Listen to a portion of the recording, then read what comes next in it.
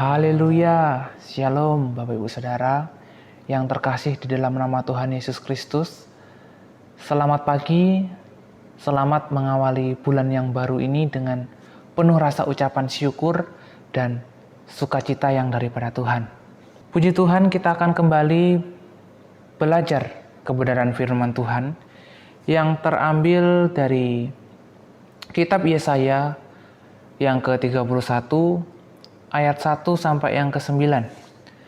Tetapi saya tidak akan membaca semuanya, saya akan membacakan hanya ayat yang ke-4 dan ke-5 saja.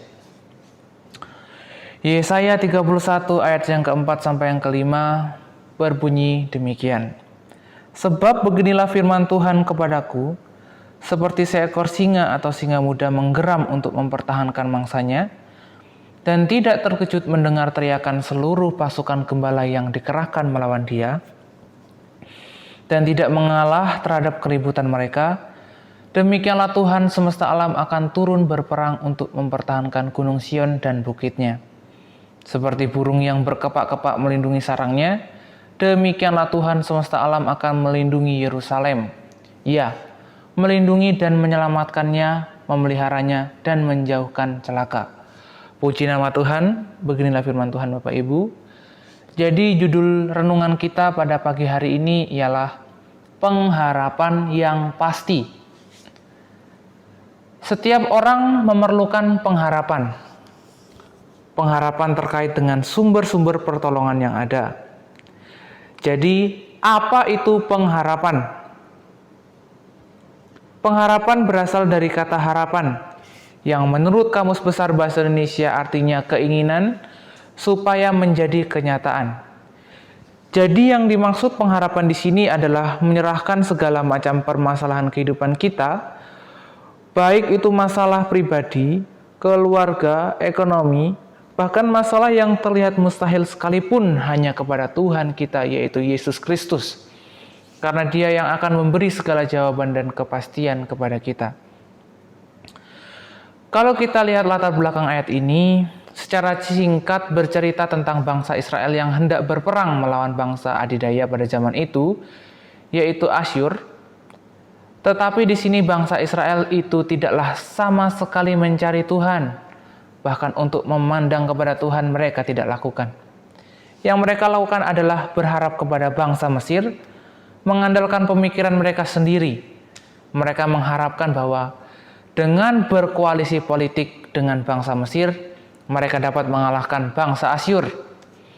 Tetapi apa yang terjadi? Bukannya menolong, yang terjadi justru Mesir dikalahkan Asyur.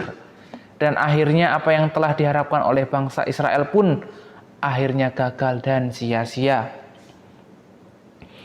Bapak Ibu Saudara yang terkasih di dalam nama Tuhan Yesus Kristus, pada pagi hari ini kita mau belajar dari perikop ini. Bagaimana cara memiliki pengharapan yang pasti dan tidak sia-sia. Cara untuk memiliki pengharapan yang pasti dan tidak sia-sia yang pertama ialah andalkan Tuhan. Apa yang terjadi kepada bangsa Israel adalah suatu bentuk contoh untuk kita belajar. Di mana di sini dijelaskan bahwa bangsa itu pada ayat yang pertama lebih mengandalkan manusia. Mereka percaya kepada kekuatan Mesir. Mereka mengandalkan kekuatan Mesir lebih daripada mengandalkan Tuhan. Sehingga apa yang terjadi kepada mereka, Bapak Ibu? Mereka kecewa dengan hasilnya. Hal yang serupa juga sering terjadi dalam kehidupan kita, Bapak Ibu Saudara yang terkasih di dalam nama Tuhan. Di mana dalam kehidupan kita sangat sering sekali kita memakai akal kita sendiri, mulai menggantungkan harapan kita kepada manusia, dan tidak memandang serta mencari Tuhan lagi, karena kita sudah merasa cukup hebat. Tetapi apa yang terjadi kepada bangsa Israel juga menjadi pembelajaran kepada kita, bahwa kita harus selalu mengandalkan Tuhan dalam setiap kehidupan kita, supaya apa Bapak Ibu Saudara? Supaya apa yang menjadi pengharapan dalam kehidupan kita tidak menjadi sia-sia dan berakhir dengan kekecewaan. Tetapi menjadi suatu harapan yang pasti Karena Tuhan kita, Yesus Kristus adalah satu-satunya penolong bagi kehidupan kita dan sumber jawaban dari setiap pengharapan kita.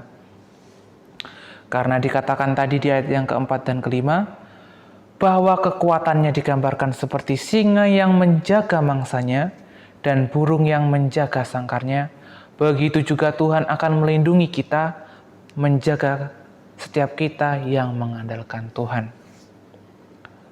Lalu yang kedua, bagaimana cara memiliki pengharapan yang pasti ialah mentaati firman Tuhan. Bapak Ibu Saudara yang terkasih di dalam nama Tuhan Yesus Kristus, di perikop ini dan sebelum-sebelumnya, sebenarnya kalau kita lihat lagi, Tuhan sudah sangat sering berfirman kepada bangsa Israel ini. Tetapi karena kedegilan hati mereka, itulah yang menjadi penyebab pengharapan mereka sia-sia. Dan apa yang terjadi dalam hidup mereka diakibatkan karena ulah mereka sendiri, karena tidak menuruti apa yang difirmankan oleh Tuhan. Bapak Ibu Saudara yang terkasih, sebenarnya tidak salah berharap pada pertolongan tertentu, sepanjang tidak menggantikan kedudukan Tuhan atau melanggar prinsip kebenaran firman Tuhan. Tetapi dari perikop ini ada beberapa kesalahan bangsa Israel, yaitu berharap kepada bangsa Mesir dengan berlebihan. Kalau kita lihat, yang pertama ialah mereka percaya kepada kekuatan Mesir lebih daripada mengandalkan Tuhan. Lalu yang kedua, tidak mentaati kehendak Tuhan yang dengan jelas melarang tindakan itu. Sehingga hal inilah yang menyebabkan harapan bangsa itu tidak terpenuhi. Karena itu Bapak Ibu Saudara, pada pagi hari ini kita mau sama-sama belajar. Supaya pengharapan kita tidak menjadi sia-sia dan mengecewakan kita, inilah yang harus kita lakukan. Yang pertama ialah andalkan Tuhan, dan yang kedua adalah turuti firman Tuhan. Maka apapun masalah yang kita hadapi, Tuhan pasti akan menolong kita, dan harapan kita pasti akan dipenuhi oleh Tuhan. Mari kita berdoa. Terima kasih Tuhan buat berkat-Mu. Pada pagi hari ini Tuhan, kami telah belajar kebenaran firman-Mu, bahwa dalam hidup ini kami harus selalu mengandalkan Tuhan dalam kehidupan kami Tuhan. Supaya pengharapan kami menjadi pengharapan yang pasti dan bukan menjadi pengharapan yang sia-sia. Ya Bapa, terima kasih Tuhan.